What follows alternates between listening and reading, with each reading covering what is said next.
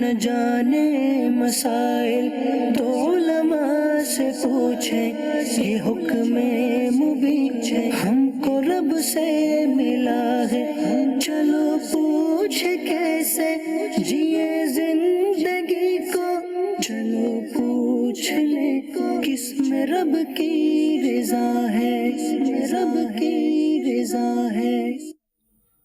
الحمدللہ رب العالمین والصلاة والسلام علی سید المرسلین، اما بعد فاعوذ باللہ من الشیطان الرجیم، بسم اللہ الرحمن الرحیم۔ الصلاة والسلام علیک یا رسول اللہ وعلی آلک واصحابک یا حبیب اللہ۔ الصلاة والسلام علیک یا نبی اللہ وعلی آلک واصحابک یا نور اللہ۔ میٹھے میٹھے اسلامی بھائیوں اور مدنی چینل کے ناظرین، سلسلہ دارالفتہ اہل سنت میں ایک بار پھر آپ کو مرحبا کہتے ہیں۔ ابتداً درود پاک کی فضیلت عرض کی جاتی ہے کہ فرمان مصطفیٰ صلی اللہ تعالی علیہ وسلم ہے کہ مجھ پر درود پاک پڑھنا پل صراط پر نور ہے، اور جو روز جمعہ مجھ پر 80 یعنی 80 ٹائم درود پاک پڑھے اس کے 80 سال کے گناہ معاف ہو جائیں گے۔ صلو علی الحبیب صلی اللہ تعالی علی محمد صلی اللہ علیہ وسلم۔ مدنی چینل کے ناظرین، الحمدللہ اس سلسلے کی برکت سے ہم بہت سارے مسائل سیکھتے ہیں، تو میری آپ سے مدنی التجا ہے کہ آپ توجہ کے ساتھ یہ سلسلہ دیکھیں، اللہ توفیق دے تو اس کے اہم نکات تحریر بھی فرمائیں انشاءاللہ، یوں علم دین کا خزانہ آپ کے ہاتھ بھی آئے گا، تحریری طور پر بھی کچھ جمع ہو جائے گا۔ آپ کی کالز اور SMS ہم شامل سلسلہ کرتے ہیں، آئیے آپ کی کال سے سلسلے کو آگے بڑھاتے ہیں۔ سوال یہ پوچھنا تھا کہ ایک والد ہے، اس کا بیٹا فوت ہو جاتا ہے جو شادی شدہ تھا بیٹا، اب اس کی جو بہو تھی وہ جوان ہے اور رشتہ دار بھی نہیں ہے، تو وہ جو اس کا سسر بنتا ہے نا، تو سسر سے اس کا نکاح ہو سکتا ہے؟ جی حضور کیا ارشاد فرمائیں گے اس حوالے سے؟ الحمدللہ رب العالمین والصلاة والسلام علی سید المرسلین، اما بعد فاعوذ باللہ من الشیطان الرجیم، بسم اللہ الرحمن الرحیم۔ انہوں نے سوال یہ پوچھا کہ بیٹے کے انتقال کے بعد جی سسر جو ہے اپنی بہو سے نکاح کر سکتا ہے یا نہیں۔ دیکھیں، واضح طور پہ اللہ تبارک تعالیٰ نے جن عورتوں سے نکاح حرام ہے ان کا ذکر فرمایا ہے، جی ان میں سے یہ بھی ارشاد فرمایا ہے وَحَلَائِلُ أَبْنَائِكُمُ الَّذِينَ مِنْ أَصْلَابِكُمْ، اور تمہارے نسلی بیٹوں کی جو بیویاں ہیں وہ تم پر حرام ہیں۔ صحیح، اپنے بیٹے کی بیوی یہ حرام ہے۔ تو یہ حرمت جو ہے، یہ حرمت مساہرت جو سسرالی رشتے کی وجہ سے ہوتی ہے، یہ ہمیشہ کے لیے ہوتی ہے۔ صحیح، ٹھیک ہے نا؟ تو اگرچہ بیٹے کا انتقال ہو گیا ہے تو سسر جو ہے اپنی بہو سے نکاح نہیں کر سکتا، صحیح، وہ بہو اپنے سسر سے نکاح نہیں کر سکتی، ہمیشہ کے لیے جو ہے وہ حرام ہو گئی۔ حرمت مساہرت کی وجہ سے مرد و عورت جی جو ہوتے ہیں میاں بیوی، ایک دوسرے کے اصول و فروع پر حرام ہو جاتے ہیں۔ تو لہذا یہاں بھی یہ جو صورت ہے، اصل میں یہ کنفیوژن بعض وقت پیدا ہوتی ہے۔ وہ حیرت کی بات ہے، یہ جگہ سنا تھا کہ اس نے اس کو جو ہے وہ جائز قرار دے دیا۔ تو اس طرح لوگ آ کے اپنی اٹکل سے یہ کہہ دیتے ہیں، حالانکہ واضح طور پہ قرآن میں اس کا حکم بیان ہوا ہے۔ تو اس طرح اپنے اٹکل سے ہرگز جواب نہیں دینا چاہیے، اللہ اس کے رسول کی لعنتیں ہوتی ہیں ایسے شخص پر۔ تو لہذا شرعی حکم میں نے بیان کر دیا ہے کہ وہ سسر جو ہے اپنی بہو سے ہرگز نکاح نہیں کر سکتا۔ مدنی چینل کے ناظرین، قرآن مجید میں اللہ تبارک و تعالیٰ نے ایسے کئی رشتے ہیں جن سے شادی کے حوالے سے حرمت کو بیان فرمایا ہے، تو ایک رشتہ یہ بھی ہے جس طرح مفتی صاحب نے ارشاد فرمایا۔ جی اگلی کال لیں گے ہم۔ مفتی صاحب کی بارگاہ میں یہ عرض تھی کہ اگر کوئی حاجی تائب کے لیے زیارت کے لیے جاتا ہے تو کیا واپسی پر یہ اگر مکہ شریف آ رہے ہیں تو ان کو احرام پہن کے آنا پڑے گا یا نہیں ایسے ہی داخل ہو جائے گا؟ دوسرا یہ تھا کہ اگر احرام بنا یہ اگر داخل ہو جاتے ہیں تو اس کے حوالے سے کیا حکم ہے، یہ ارشاد فرما دیجئے۔ کہ حضور طائف چلے گئے، واپس مکہ آئیں گے؟ دیکھیں، اکثر اس طرح کے سوالات ہوتے ہیں اور ہم نے اپنے سلسلوں میں کئی دفعہ اس کے جوابات دیے ہیں۔ اس سے اندازہ یہ ہوتا ہے کہ جو حضرات جاتے ہیں حج و عمرے کے لیے کہ علم نہیں ہوتا ان میں، اور مسائل بھی نہیں سیکھتے، حالانکہ ان پر لازم ہوتا ہے جو حج کے لیے جا رہا ہے تو حج کے مسائل سیکھے، صحیح، عمرے کے لیے جا رہا ہے عمرے کے مسائل بھی سیکھے۔ کہ کہاں سے احرام باندھنا لازم ہوتا ہے، کن صورتوں میں جو ہے وہ احرام کی پابندی نہ کرنے کی وجہ سے کفارہ لازم ہوتا ہے، تو یہ سیکھنا بہت ضروری ہوتا ہے۔ ایسا نہیں کہ آپ کسی کو دیکھا دیکھی شروع کر دیں۔ عمومی طور پہ بیچارے جو ایسے جاتے ہیں نا وہاں، وہ لوگوں کو دیکھا دیکھی کئی معاملات کر رہے ہوتے ہیں، غلطیاں کر لیتے ہیں، اور اسی ٹھیک ٹھاک لوگوں کی تعداد ہے جو طائف جو ہے زیارت کے لیے جاتی ہیں اور واپسی میں بالکل احرام نہیں باندھتی۔ وجہ یہی ہے کہ ان کو مسئلے کا علم نہیں ہوتا۔ مسئلہ یہ ہے کہ جو شخص میقات کے باہر سے مکہ شریف آئے گا تو اس پر میقات سے ہی احرام باندھنا لازم ہو جائے گا حج عمرے کا، چاہے وہ کسی بھی نیت سے آ رہا ہو، اگرچہ اس کے عمرے کا ارادہ نہیں ہے لیکن میقات سے وہ آ رہا ہے تو اسے میقات سے احرام باندھنا لازم۔ صحیح۔ اب جو طائف گیا تو طائف کی طرف سے بھی ایک میقات آتی ہے، وہ میقات کو کراس کر کے بھی آگے زیارتوں کے لیے جا رہے ہوتے ہیں، تو لہذا جب واپسی آئیں گے مکہ شریف حرم آئیں گے، اگرچہ ان کا ارادہ نہیں ہے صحیح عمرے کا، لیکن ان پر لازم ہوگا کہ وہ احرام باندھیں۔ صحیح۔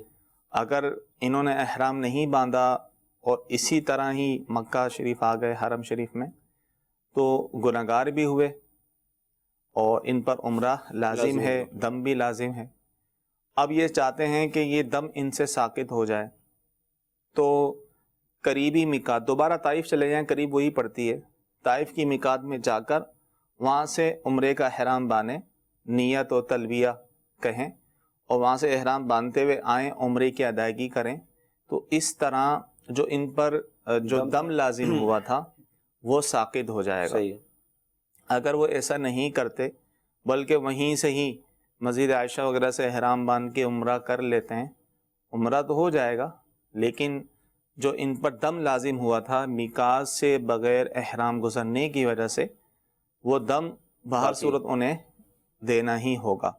تو لہذا جو ہے وہ اگر ایسی غلطی کبھی ہو جائے اور شخص وہاں موجود ہو بالفرض، اس کی میں بات کر رہا ہوں، اور بیچارہ اب جو آ چکا ہے یا کسی نے ماضی میں اس طرح کا کیا ہے، ظاہر ہے اس پر عمرے کی قضا بھی ہے اور جو ہے وہ دم بھی لازم ہوگا۔ تو مدی چل کے ناظرین، مفتی صاحب نے ارشاد فرمایا کہ بہت سارے لوگ ایسے ہوتے ہیں یا اسلامی بہنیں ایسی ہوتی ہیں کہ جو عمرے کے لیے یا حج کے لیے جاتے ہیں لیکن علم حاصل نہیں کرتے، جس کی وجہ سے اس طرح کے مسائل بھی ہوتے ہیں، دم بھی لازم ہو جاتے ہیں۔ تو کوشش یہ فرمائی جب بھی آپ کو عمرے کی سعادت حاصل ہو رہی ہے یا حج کی تو مسائل کو ضرور پڑھیں، سمجھنے کی کوشش کریں۔ دعوت اسلامی نے الحمدللہ اس کو بڑا آسان بھی کر دیا، میموری کارڈ موجود ہیں، اس طرح کے سلسلے موجود ہیں جنہیں دیکھ کر آپ اس مسائل بھی سیکھ سکتے ہیں، اپنی تربیت بھی حاصل کر سکتے ہیں۔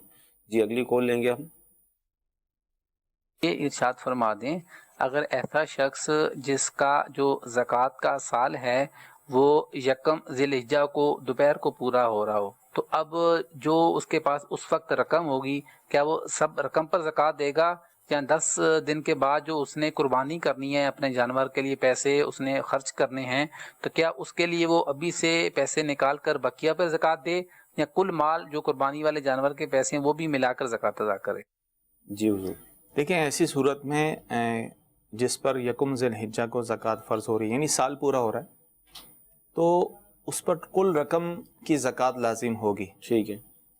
یہ ذہن میں رکھیں کہ جس دین کا مطالبہ بندوں کی طرف سے نہیں ہوتا تو وہ مانع زکوٰۃ نہیں ہے۔ مثال کے طور پہ اس کے پاس رقم ہے اور قربانی کے لیے بھی رقم ہے، اور قربانی کی رقم کو اگر وہ مائنس کرتا ہے تو نصاب باقی نہیں رہتا، تو ایسا نہیں ہے کہ اس پہ زکوٰۃ نہ ہو، زکوٰۃ جو ہے لازم ہوگی۔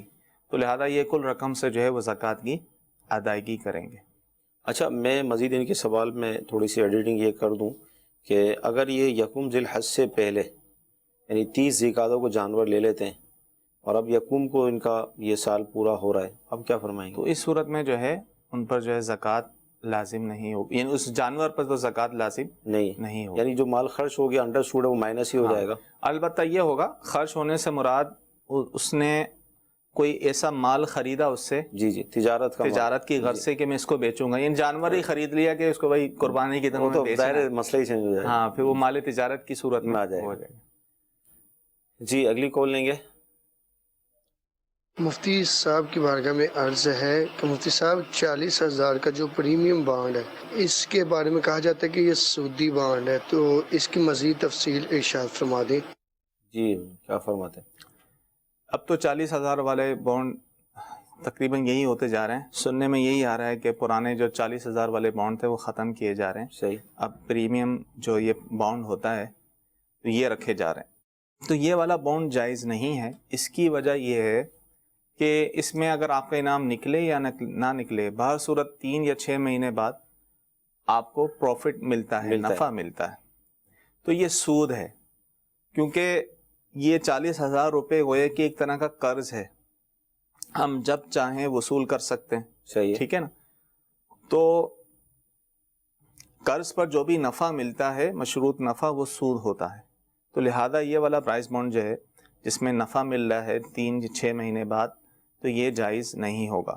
اس کے علاوہ جو پرائز بانڈ ہیں وہ جائز ہیں، اور اس کی جائز ہونے کی وجہ یہی ہے کہ اس میں نہ سود ہے نہ جوا ہے. صحیح. وہ اس طرح کہ دیکھیں اگر آپ کا انعام نہ بھی نکلے تو اس صورت میں آپ کا وہ پرائز بانڈ ضائع نہیں ہوتا. صحیح. آپ کی رقم اپنی جگہ محفوظ رہتی ہے. تو جوا بھی اس میں نہ ہوا. وہ سود اس لیے بھی نہیں کہ اس میں کوئی مشروط نفع نہیں، جو بھی مل رہا ہے قرآن دازی کی صورت میں بطور انعام ملتا ہے، وہ بھی کسی کا جلدی نکلتا ہے، کسی کا تاخیر سے نکلتا ہے. تو یہ پرائز بانڈ جائز ہے، اور اس سے نکلنے والا انعام بھی حلال ہے. صحیح. اس کو آپ کسی بھی جگہ خرچ کر سکتے ہیں. باقی جو 40,000 والا پریمیم بانڈ ہے جس میں کچھ مہینے بعد نفع مل رہا ہوتا ہے، تو یہ جائز نہیں، یہ حرام ہے. ٹھیک. جی اگلی کال. یہ سوال ہے کہ اگر نماز بندہ پڑھنے کے لیے وضو کرے اور پاؤں وغیرہ پہ زخم اور پٹی لگی ہوئی ہو تو اس پر ہاتھ وغیرہ مسح کر لیا، مگر پھر بھی ذہن میں وسوسہ آ گیا کہ یہ جگہ بچ گئی ہے، یہ جگہ بچ گئی ہے، تو اس کا کیا کرنا چاہیے؟ جی زخم پہ پٹی اگر ہے اس میں مسح بھی کر لیا. اول تو یہ دیکھا جائے گا کہ زخم پر پانی بہانا نقصان دہ ہے یا نہیں. صحیح. یعنی اگر پٹی اتار کر وہ پانی بہا سکتے ہیں اور دوبارہ پٹی باندھ سکتے ہیں تو اس طرح کرنا پڑے گا. اور عمومی طور پہ ایسا ہوتا ہے کہ جب زخم ہوتا ہے تو پانی اس کے لیے نقصان دہ ہوتا ہے. صحیح. تو اس صورت میں جو ہے اور اس پٹی کو کھول کے دوبارہ اسی طرح باندھنا دشوار ہوتا ہے. تو ایسی صورت میں جو ہے وہ اس پر ہاتھ کو گیلا کر کے مسح کر سکتا ہے. صحیح. عمومی طور پہ یہ وسوسے اس لیے آتے ہیں، اب جو بندہ عرصے سے پاؤں دھوتا ہوا آ رہا ہے، آزاد ہوتے ہوا آ رہا ہے، اب صرف مسح اس کو کرنا پڑ رہا ہے، تو اس لیے تھوڑا سا دل کا اطمینان نہیں ہوتا. تو ایسی صورت میں وسوسوں کا شکار نہ ہو. آپ نے اچھی طرح جو ہے اس پر زخم پر اچھی طرح آپ نے جو ہے مسح کر لیا ہے تو آپ کا وضو ہو گیا تو نماز بھی ہو جائے گی. اور مدنی چینل کے ناظرین، جس طرح یہ تو مسح کی ایک بات تھی، بعض صورتیں ایسی بھی ہوتی ہیں کہ پانی بالکل ہی استعمال نہ کریں، جیسے تیمم جس کو کہا جاتا ہے، یا پانی موجود ہی نہیں ہے، پھر تو آپ ظاہر مسح کر کے ہی نماز پڑھیں گے. اس کی جو بھی شرائط ہیں، لیکن شریعت نے ہمیں جن کاموں میں رخصت دی ہے یا اس کا یہ کہہ لیں کہ ہمیں آلٹرنیٹ دیا ہے، تو جب اس کا استعمال کا وقت آئے گا تو اس کو کر لیا جائے گا، تو آپ کا شریعت پر ہی عمل ہوگا، لہٰذا وسوسوں میں نہ پڑیں. جی اگلی کال لیں گے. میرا ایک سوال ہے کہ کیا ہم قربانی کا گوشت محرم میں کھا سکتے ہیں؟ برائے مہربانی میری اصلاح فرمائیں. جی قربانی کا گوشت محرم میں کھا سکتے ہیں؟ جی ہاں، محرم میں بھی کھا سکتے ہیں اور سفر میں بھی کھا سکتے ہیں. ٹھیک ہے، پورے سال کھا سکتے ہیں اگر ظاہر ہے اس میں کوئی ممانعت نہیں ہے. بلکہ محرم میں جو کھچڑا بنایا جاتا ہے، جو نیاز بنائی جاتی ہے، اس میں بھی استعمال کیا جا سکتا ہے. وہ جائز ہے، اس میں کوئی حرج نہیں. اوائل میں شروع اسلام میں اتنی دنوں تک جو ہے وہ قربانی کا گوشت 3 دن سے زائد رکھنے کی ممانعت تھی. صحیح. لیکن بعد میں اس کی اجازت دے دی گئی. صحیح. تو لہذا وہ الگ بات ہے، اتنے عرصے تک طبی طور پر کیا ہوگا، کیا اس کے نقصانات ہیں، وہ الگ چیز ہے. لیکن شرعی طور پر جو ہے وہ اگر چاہے جتنا بھی عرصہ رکھ کر اس کو کھاتا ہے، اس میں کوئی حرج نہیں. اچھا حضور، ایس ایم ایس یہ آیا ہے، کیا زندگی میں ایک بار عمرہ کرنا لازمی ہے؟ نہیں، ایسا نہیں ہے. عمرہ کرنا جو ہے وہ لازم نہیں ہے. وہ لازم جو ہوتا ہے وہ صاحب استطاعت پر حج ہوتا ہے. جو صاحب استطاعت پر بھی بعض لوگ یہ سمجھتے ہیں جو صاحب استطاعت ہو گیا ہے تو اب وہ پہلے عمرہ کرے گا. صحیح. پھر وہ حج کرے گا، کیونکہ یہاں سے جو حج کرنے کے لیے جاتے ہیں، حج تمتع کرتے ہیں، تو پھر عمرہ ہی کرتے ہیں. صحیح. اور پھر حج کرتے ہیں. حالانکہ یہ ضروری نہیں ہے. صحیح. یہاں والا پاکستان والا بھی حج افراد کر سکتا ہے. صحیح. یعنی ڈائریکٹ ہی وہ یہاں سے حج کا احرام باندھتے ہوئے جائے، صحیح، یہ بھی ہو سکتا ہے، تو لہذا عمرہ کرنا جو ہے یہ لازم نہیں ہے۔ ٹھیک جی، اگلی کال لیں گے سلسلے میں۔ سوال یہ تھا کہ میرے 3 بیٹے ہیں، ایک بیٹا میرا بڑا ہے وہ الگ ہو گیا ہے، اس کو میں نے جو ہے نا حصہ بانٹ کے دے دیا ہے، وراثت کر دی ہے بڑے کو، وہ الگ بھی ہو گیا ہے۔ ابھی 2 بچے میرے پاس رہتے ہیں، وہ ابھی انہوں کا جو حصہ ہے وہ میں نے کب دینا ہے اور کیسے دینا ہے، اور اس کا حصہ مل گیا وہ چلا گیا، وہ صحیح کیا یا غلط کیا، یہ جواب۔ جی کیا فرماتے ہیں؟ ایک بیٹے کو فارغ کر دیا انہوں نے، حصہ وغیرہ دے دیا۔ دیکھیں اس میں بڑے مسائل ہوتے ہیں۔ اب بعض اوقات ایسا ہوتا ہے کہ زندگی میں جس بیٹے کو حصہ دے دیا ہے تو بعد میں والد کے انتقال کے بعد وہ پھر آ جاتا ہے، اپنے حصے کا مطالبہ کرتا ہے۔ اول تو یہ ہے کہ دیکھیں زندگی میں ہر شخص اپنے مال کا مالک ہوتا ہے، جسے چاہے دے یا نہ دے، مالک ہے وہ۔ صحیح، اولاد میں سے کسی کو یہ حق حاصل نہیں ہے کہ اپنے والد کی زندگی میں ان کی جائیداد میں سے اپنے حصے کا مطالبہ کریں۔ صحیح، ایسا اگر ان کا مطالبہ کرنا والدین کے لیے ایذا کا باعث ہو تو وہ گناہ گار بھی ہوں گے۔ صحیح، اور والدین پر بھی یہ لازم نہیں ہے کہ اپنے جیتے جی اپنی جائیداد تقسیم کر دیں۔ بعض اوقات کیا ہوتا ہے کہ جب بچوں میں سے کوئی مطالبہ کر رہا ہوتا ہے تو وہ یہ سمجھ رہے ہوتے ہیں کہ اب انہوں نے مطالبہ کیا ہے، ان کا حق ہے، ہم پہ دینا لازم ہو گیا ہے۔ ایسا ہرگز نہیں ہے۔ لاکھ وہ مطالبہ کرتے رہیں، آپ کسی کو ایک پائی نہ دیں اپنی زندگی میں، صحیح، رتی برابر بھی گناہ نہیں ملے گا، کوئی گناہ نہیں، کیونکہ آپ پر شریعت نے لازم کیا ہے نہیں، اس چیز کا مکلف کیا ہے نہیں اپنی زندگی میں تقسیم کریں۔ صحیح، وہ بعد جس کا جو حصہ شریعت نے مقرر کیا ہے وہ بعد میں ملنا ہی ملنا ہے۔ صحیح، اب زندگی میں جو اولاد کے درمیان تقسیم کی جاتی ہے یہ اس کو کہتے ہیں گفٹ۔ صحیح، یہ وراثت نہیں ہے، یہ یعنی انہوں نے اپنی زندگی میں اپنی اولاد کے درمیان ہبہ کیا ہے، صحیح، گفٹ کیا ہے۔ اور اولاد کے درمیان اپنی زندگی میں تقسیم کرنے کے معاملے میں، گفٹ کے معاملے میں شریعت یہ کہتی ہے اگر آپ دے رہے ہیں تو سب کو دیں اور سب کو برابر برابر دیں، یعنی صحیح، تمام بیٹے بیٹیوں کو برابر برابر جو ہے وہ حصہ دیا جائے۔ صحیح، اور یہ بھی درست ہے کہ بیٹے کو اگر 2 حصہ اور بیٹی کو 1 حصہ اس سے زیادہ دے دیں یہ بھی جائز ہے، لیکن مستحب یہی ہے کہ تمام بیٹے بیٹیوں کو برابر دیا جائے۔ البتہ صحیح، جو بیٹا زیادہ جو ہے وہ دیندار ہے، فرمان بردار ہے، اس اعتبار سے جو ہے وہ اگر اس کو زیادہ دیا جائے تو اس میں کوئی حرج نہیں ہوتا۔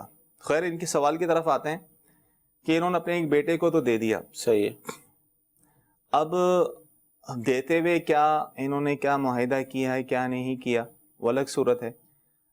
اب انہیں چاہیے کہ جتنا اس بیٹے کو دیا ہے دیگر بیٹوں کو، اور بیٹی اگر ان کی بیٹیاں بھی ہیں تو ان کو بھی دے دیں۔ صحیح ہے، اپنے لیے اپنی اگر ان کی زوجہ حیات ہیں ان کے لیے جو حصہ رکھنا چاہیں ان کی مرضی ہے، باقی جو ہے تمام بیٹی بیٹیوں میں برابر تقسیم کر کے اپنی زندگی میں ہی قبضہ دے دیں، شرعی قبضہ دے دیں۔ اب قبضہ کس طرح ہوگا اس کی لمبی تفصیل ہے، تو اس لیے بہتر یہ ہوگا کہ یہ مفتی صاحب سے مشورہ کر لیں، دارالافتاء آ جائیں، ان کی صورتحال کیا ہے، تو ان کو ایک ایسا طریقہ بیان کر دیا جائے گا جس کی وجہ سے وہ گناہ گار بھی نہ ہوں، بعد میں جھگڑے والی صورت بھی نہ بنے۔ صحیح۔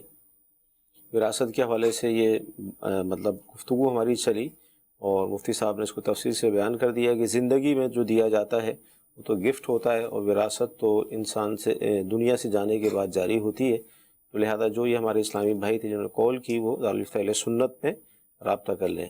جی اگلی کال لیں گے۔ اگر کوئی شادی شدہ عورت یہ جملے کہے کہ میرے مالک اتنی خوشیاں دے کر پھر اتنے دکھ کیوں دیے، یا یہ کہے کہ میرے مالک میں نے آج تک کسی کا برا نہیں سوچا تو میرے مالک میرے ساتھ ہی برا کیوں ہوتا ہے، ان دونوں جملوں کا شرعی حکم بتا دیں۔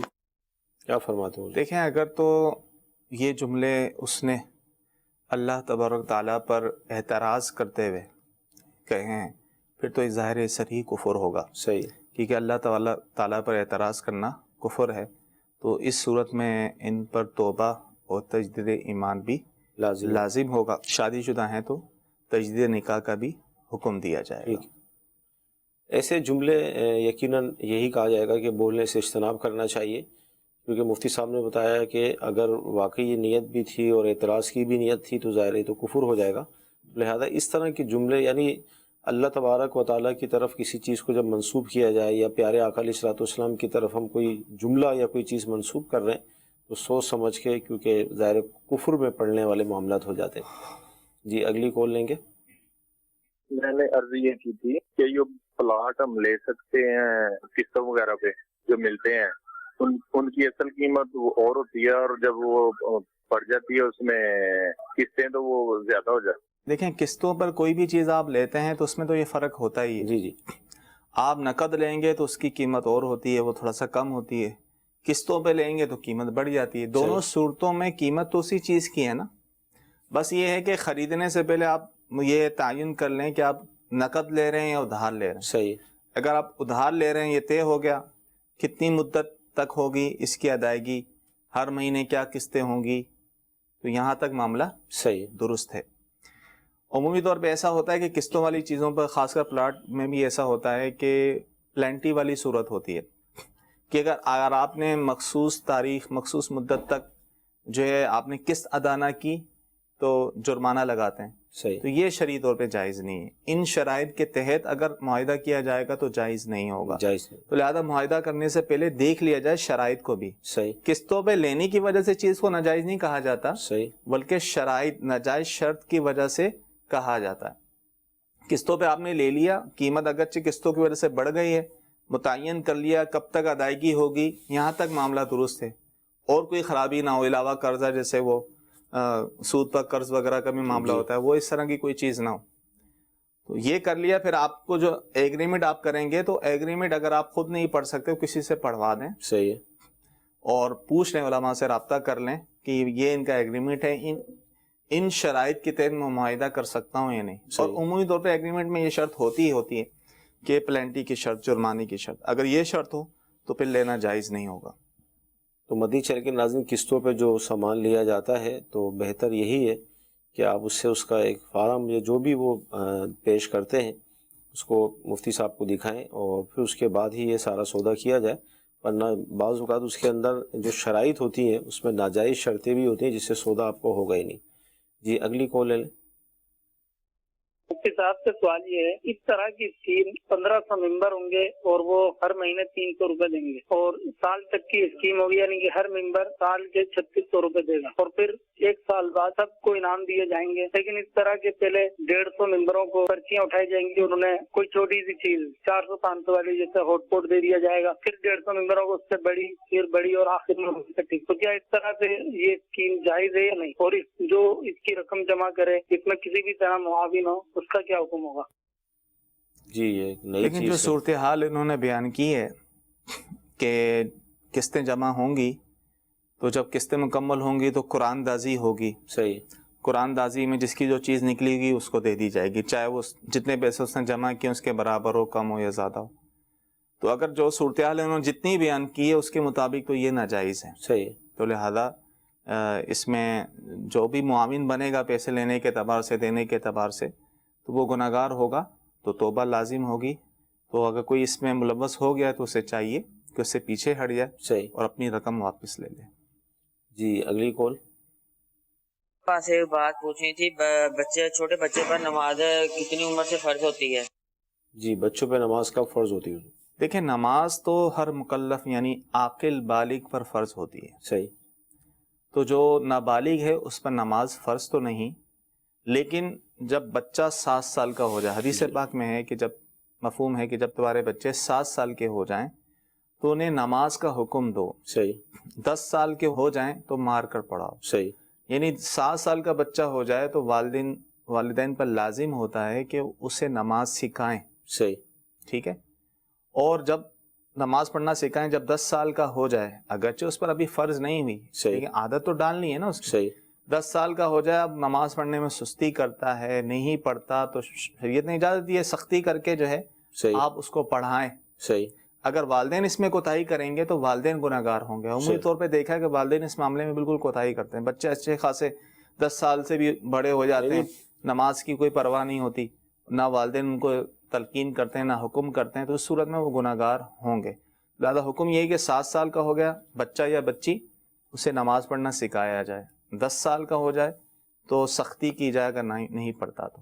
البتہ نماز فرض وہ بالغ ہونے پر ہی ہوتی ہے. اب یہ تو ایسے والدین کا آپ فرما رہے ہیں نا کہ والدین اگر 10 سال کے بعد بھی، بلکہ بچے بالغ ہو جاتے ہیں، اب والدین خود ہی نماز نہ پڑھتے ہو تو اب کیا ہوگا؟ عمومی طور پہ یہی ہوتا ہے، فکر ان کو ہی ہوتی ہے جو خود نماز پڑھ رہے ہوتے ہیں تو اپنے اولاد کی بھی تربیت کرتے ہیں. جو خود نماز نہیں پڑھتے تو اولاد کی تربیت کیسے کریں گے؟ اللہ تعالیٰ توفیق دے اور سب کو ہی نماز پڑھنے کی توفیق دے اللہ تعالیٰ.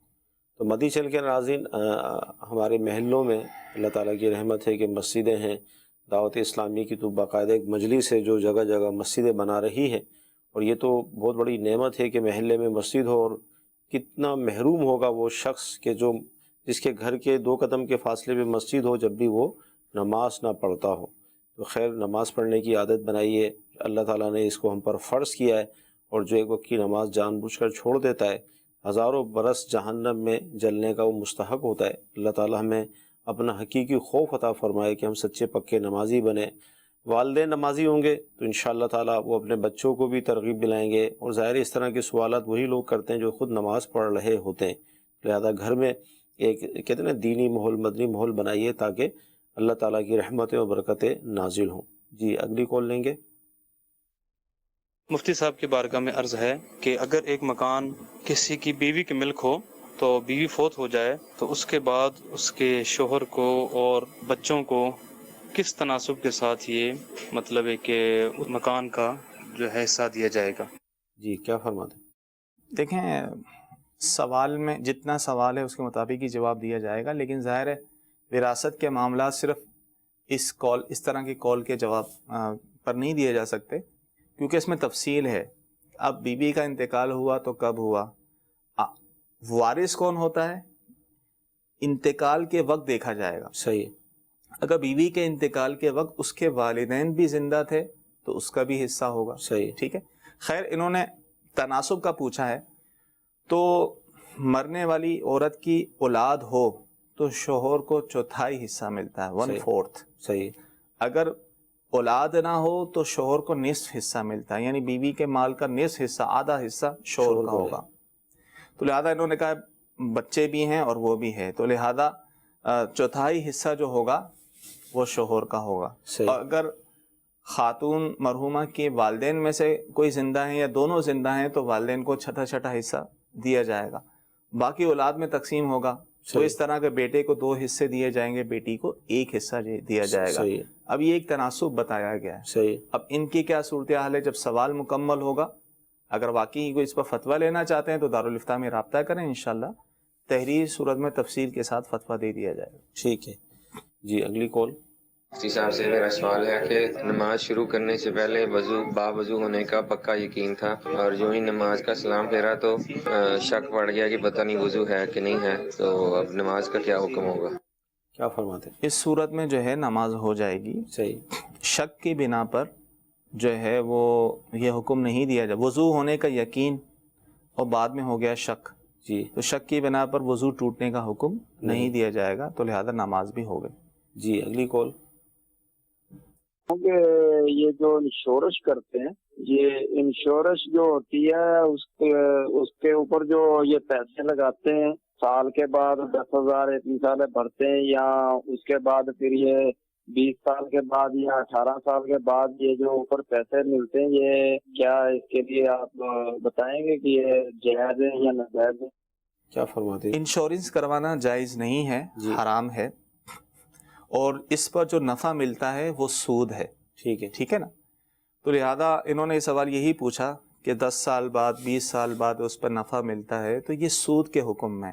اب کسی سے ایسے غلطی ہو گئی ہے، اللہ کی بارگاہ میں توبہ کرے، اور جتنی رقم اس نے وصول کر دی ہے سود کے طور پر، تو وہ بغیر ثواب کی نیت سے صدقہ کر لے، یعنی کسی شریف فقیر مستحق زکوٰۃ کو دے دے.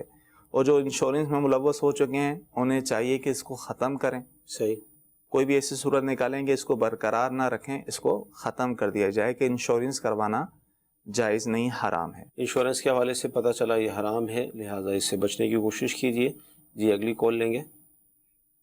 یہ جو مور ہوتے ہیں یہ گھر میں رکھنا جائز ہے یا ناجائز؟ کچھ لوگ ان کے پر وغیرہ جو ہوتے ہیں وہ قرآن مجید میں بھی رکھتے ہیں، وہ جائز رکھنا یا ناجائز؟ جی حضور کیا فرماتے ہیں؟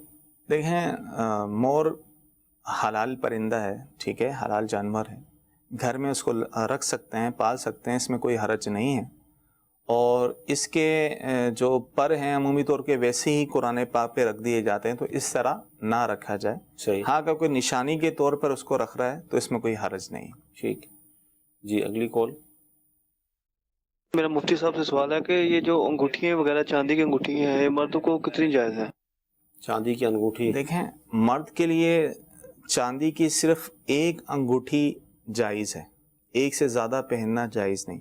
اور جو ایک انگوٹھی جائز ہے چاندی کی، اس کا بھی وزن جو ہے وہ 4.5 ماشے سے کم ہو، پورے 4.5 ماشا اس سے زیادہ نہ ہو، اور وہ بھی اس میں بھی ایک ہی نگینہ لگا ہو، بغیر نگینے والی نہ ہو، اور ایک سے زیادہ نگینے نہ ہو. نگینے کے وزن کی، پتھر کے وزن کی کوئی قید نہیں ہے، لہذا چاندی کی صرف ایک انگوٹھی جس کا وزن 4.5 ماشے سے کم ہو وہ مرد کو پہننا جائز ہے.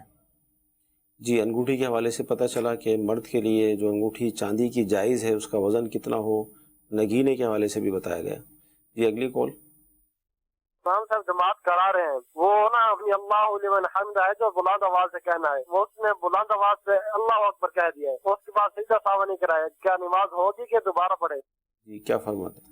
دیکھیں امام کے لیے تو سنت ہے کہ وہ سمیع اللہ لمن حمیدہ کہے، جی، اور مقتدی صرف جو ہے ربنا لک الحمد کہتے ہیں. تو امام جب رکوع سے کھڑے ہوئے تو رکوع سے کھڑے جو ہوتے ہیں اس کو قوما کہتے ہیں. جی قوما کی طرف کھڑے ہوئے تو سمیع اللہ لمن حمیدہ کہنے کے بجائے انہوں نے اللہ اکبر ہی کہہ لیا، تو اس صورت میں سنت کا خلاف ہوا، نماز ہو گئی. صحیح. اور سجدہ سہو کی بھی حاجت نہیں تھی. صحیح. لہذا اگر امام نے سجدہ سہو نہیں کیا کوئی حرج نہیں، نماز ہو چکی. جی اگلی کال. مفتی صاحب کی بارگاہ میں یہ عرض ہے کہ کسی جگہ پر کچن میں فار ایگزامپل یا گھر میں بہت زیادہ چونٹیاں آتی ہوں، چھوٹی چھوٹی جو کیڑیاں ہوتی ہیں اسمال سائز میں، تو اگر وہ اب چونٹیاں ہیں ان کو مطلب مارنا جائز ہے؟ کیا ہم جھاڑو سے ان کو مار سکتے ہیں؟ براہ کرم یہ ارشاد فرما دیں، کیونکہ سوتے وقت بھی یہ پھر اوپر آتی ہیں اور اس کے علاوہ بھی پھر کھانے کی چیزیں ہیں وہ بھی خراب کر سکتی ہیں. تو ان صورتوں میں کیا کر سکتے ہیں؟ براہ کرم جواب لازمی عنایت فرمائیے گا. جی حضور. دیکھیں جو چوٹیاں ایذا دیتی ہیں، تکلیف دیتی ہیں اور چیزوں کو خراب کرتی ہیں، یہ اصول ہے کہ جو بھی جانور ایذا دیتا ہو، یہ تکلیف دیتا ہو، اس کو مارنا جائز ہوتا ہے. تو لہذا ایسی چونٹیوں کو بھی مارنا جائز ہے، یا ایسی کوئی ادویات کا استعمال جس سے وہ چلی جائیں، بھاگ جائیں، اگر وہ اس سے مر بھی جاتی ہیں اور آپ اس طور پہ کر رہے ہیں کہ آپ کے جو ہے وہ کسی چیز کا نقصان نہ ہو، نقصان سے بچانے کے لیے، تو یہ شرعی طور پہ جائز ہے. ٹھیک ہے. اچھا SMS یہ ہے کہ اگر کسی کی نماز قضا ہو جائے تو وہ صرف فرض ادا کرے گا یا پوری نماز پڑھے گا؟ دیکھیں نماز جب قضا ہو جائے تو قضا میں صرف فرض پڑھے جاتے ہیں اور وطر پڑھے جاتے ہیں. صحیح ہے. جیسے عشاء کی نماز قضا ہو گئی تو وہ 4 رکعت فرض پڑھے گا اور 3 رکعت وطر پڑھے گا، صرف فرضوں کی قضا ہوتی ہے. ہاں اگر کسی کی فجر کی نماز، مثال کے طور پہ آج کی فجر کی نماز قضا ہو گئی تھی اور سورج نکل گیا اور وہ زوال سے پہلے جی ظاہرہ کبریٰ سے پہلے اگر اس کی قضا کرتا ہے تو اس کے لیے بہتر یہ ہے کہ وہ 2 سنت بھی پڑھے. صحیح. اور 2 فرض بھی پڑھے. صحیح. لیکن اگر وہ ظہر کے بعد قضا کرتا ہے یا بعد میں جب بھی قضا کرتا ہے تو وہ صرف 2 فرض ہی پڑھے گا. اس کے علاوہ جو بھی نمازیں ہیں اگر قضا ہو گئی وقت گزرنے کے بعد آپ پڑھ لیں تو صرف فرض پڑھیں گے، اور عشاء کی قضا ہوئی ہے تو فرض کے ساتھ وطر کی بھی قضا کریں گے. ٹھیک ہے. تو ساتھ ہی یہ کہ قضا نمازوں کا طریقہ ایک رسالہ بھی ہے، اگر آپ اس کو حاصل کر کے اس کا مطالعہ کر لیں گے تو مزید آپ کو معلومات بھی حاصل ہو جائے گی کہ اس کے اندر اور بھی رعایتیں ہیں تو وہ بھی آپ کو پتہ چل جائیں گی. اچھا SMS یہ حضور کہ اسے اسلامی بہنوں کا جو نماز کے اندر ہوتا ہے نا کہ 5 اعضاء کے علاوہ سارا پردہ کرنا ہوتا ہے، اگر اس کے علاوہ کچھ کھل جائے، جیسے بال کھل جاتے ہیں یا کچھ، کیا فرمائیں گے اس سے نماز پہ کیا اثر پڑے گا؟ دیکھیں وہ پھر اعضاء کی تفصیل ہے. صحیح. اگر نماز میں اس کا چوتھائی حصہ کھلا رہا بقدر رکن، ایک رکن کے برابر، تو ایسی صورت میں جو ہے وہ نماز ہی نہیں ہوگی. جی. اگر وہ چوتھائی سے کم ہے، کھلا ہوا ہے، تو ایسی صورت میں نماز ہو جائے گی. ٹھیک ہے. اچھا خواتین جو ہوتی ہیں وہ اپنے ناخنوں پہ بعض اوقات عرق وغیرہ بھی لگاتی ہیں. عرق کوئی آتا ہوگا تو ایس ایم ایس یہ ہے کہ اس طرح کے ارگ کے اندر آٹا بھی ملایا جاتا ہے بعض اوقات اور پھر اس کو لگایا جاتا ہے، تو کیا فرمائیں گے؟ لگا سکتی ہیں، لیکن اس میں غور کر لیا جائے کہ وضو غسل کے حوالے سے اگر وہ ناخن پالش کی طرح ہی ہے کہ اس کی تہ جم جاتی ہے، جی، اس کے نیچے پانی نہیں پہنچتا، تو ظاہر ہے اس کو پھر ہٹانا ہوگا، کچھ تھنر یا کسی چیز سے اس کو ہٹا کر پانی بہانا ہوگا۔ ٹھیک جی، مزید کال؟ محمد حرم اطاری عمان مسقط سے۔ مفتی صاحب میرا یہ سوال ہے، جو فرضوں کے تیسری اور چوتھی رکعت میں سورت فاتحہ پڑھنا واجب نہیں، تو اس کے یہی بتایا جاتا ہے کہ اس میں 3 سبحان اللہ کی مقدار کھڑے رہیں، تو اس میں یہ میں پوچھنا چاہتا ہوں سبحان اللہ 3 دفعہ پڑھیں گے یا ویسے اتنی دیر کھڑا رہیں گے؟ جی کیا فرمائیں؟ فرضوں کی تیسری چوتھی رکعت میں الحمد شریف کا پڑھنا واجب نہیں، لیکن سنت ہے کہ پڑھا جائے۔ لیکن اگر کوئی اس کی جگہ یہ تسبیح کہہ لیتا ہے، جیسے انہوں نے کہا 3 دفعہ سبحان اللہ کہہ لیتا ہے، تو اگر اتنی دیر تک خاموش رہے تو پھر بھی درست ہے، لیکن بہتر یہ ہے کہ کہہ لے 3 دفعہ سبحان اللہ کہہ کر رکوع میں چلا جائے۔ جی جی، مزید کال؟ مفتی صاحب سے سوال یہ ہے کہ یتیم پوتا دادا کی وراثت سے اپنا حصہ لے سکتا ہے یا وہ محروم رہے گا؟ جی، 2 صورتیں ہیں اس کی۔ جی، اگر دادا کے اس کا صرف ایک ہی بیٹا تھا، جی ٹھیک ہے، اس کا انتقال ہوا، بعد میں دادا کا انتقال ہوا، تو ظاہر ہے پوتے کا حصہ ہوگا، صحیح، ٹھیک ہے۔ اور اگر دادا کے باپ کے اور بھی بیٹے ہیں، جی، اور اس کا ایک بیٹے کا انتقال اس کی زندگی میں ہو گیا، تو ایسی صورت میں دادا کے انتقال کے بعد بیٹوں کی موجودگی میں اس پوتے کو حصہ نہیں ملے گا۔ تو لہذا ایسی صورت میں کرنا یہ چاہیے، اگر کسی کا ایسا معاملہ ہو گیا، کسی کے بیٹے کا انتقال ہو چکا ہے اور وہ باپ یہ سمجھتا ہے کہ میرے اور بھی بیٹے ہیں، میرے پوتوں پوتیوں کو حصہ نہیں ملے گا، تو اپنی زندگی میں ان کے لیے کچھ کر جائیں، یا ان کے لیے کوئی جائز وصیت کر لیں، یعنی اپنے 1/3 مال میں سے وصیت کر سکتے ہیں، صحیح، یا زندگی میں انہیں کچھ نہ کچھ دے دیں، ان کی ملکیت میں دے دیں، تاکہ کل کے ان کے لیے پریشانی نہ ہو۔ اگر بالفرض دادا نہیں کر کے گئے اور کل کو ان کی جائیداد تقسیم ہو رہی ہے، اگرچہ بیٹوں پر لازم نہیں ہے کہ اپنے مرحوم بھائی کی اولاد کو کچھ جو ہے وہ کچھ دیں، کیونکہ ان کا حصہ نہیں ہے، لیکن پھر بھی بہتر یہی ہے اگر تمام ورثہ عاقل بالغ ہیں تو انہیں بھی چاہیے کہ اپنے مرحوم بھائی کی اولاد کے لیے بھی کچھ نہ کچھ حصہ نکالیں، یہ ان کے لیے مستحب ہے، لازم نہیں۔ مدی چل کے ناظرین سلسلہ ہوا، بہت ساری مسائل ہم نے سنے، سیکھے، اللہ تعالیٰ ہمیں عمل کی توفیق عطا فرمائے۔ صلو علی الحبیب صلی اللہ تعالی علی محمد۔ نہ جانے مسائل تو علماء سے پوچھیں، یہ حکم مبین ہم کو رب سے ملا ہے، چلو پوچھ کیسے جیے زندگی کو، چلو پوچھ لیں کس میں رب کی